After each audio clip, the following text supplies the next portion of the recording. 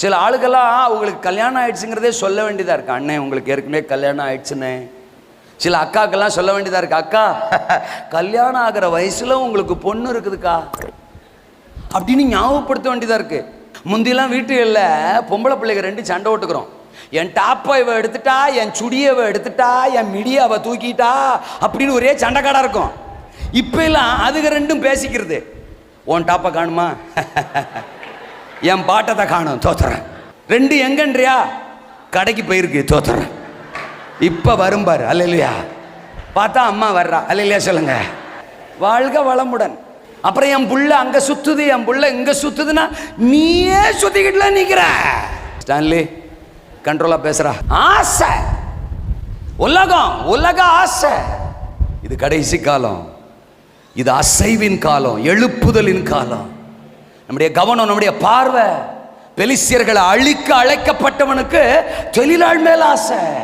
அபிஷேகமும் அழைப்பும் தேவ திட்டமும் உங்க மேல இருந்தா உங்களுக்கு ஆஃபர் ஜாஸ்தி சார்.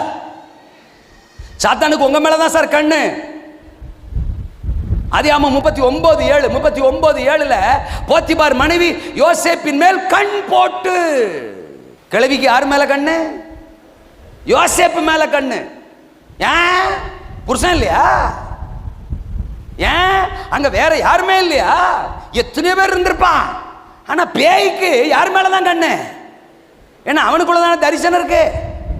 அவன் தானே தேவ திட்டத்துக்கான பாத்திரம். அவன் தானே அசைவ கொண்டு வர போறவன். அவன் மேலதான் கண்ணு. 12ஆம் வசனத்துல வஸ்திரத்தை பற்றி பிடிச்சாலாம்.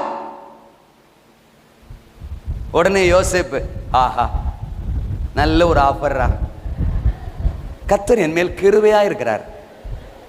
இந்த எகிப்துல என்னை விசாரிக்க ஒரு ஆள் இல்லை.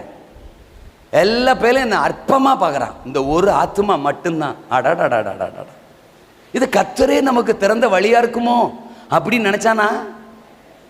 சொல்லுங்க மேடம், சொல்லுங்க சார். வஸ்திரத்தை பற்றி பிடிச்சாளா. வச்சுக்கோ, நானு பிச்சுக்கோ. யாராவது ட்ரெஸ் அழகா இருக்குன்னு சொன்னா போதும்,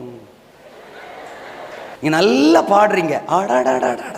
மகிமையும் கனமும் தவறான இடத்துல தவறான நபர்கள் பக்கத்துல நிக்காத. ஒரு மிகப்பெரிய அசைவுக்கு அழைக்கப்பட்ட பாத்திரம் நீ.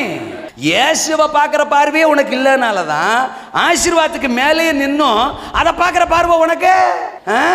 ஆண்டவரை பார்க்கிற பார்வை என்னைக்கு உனக்கு தொலையுதோ அப்பம் அல்லேலூயா, ஆசீர்வாதத்தை பார்க்கிற பார்வையும் தொலைஞ்சிரும்.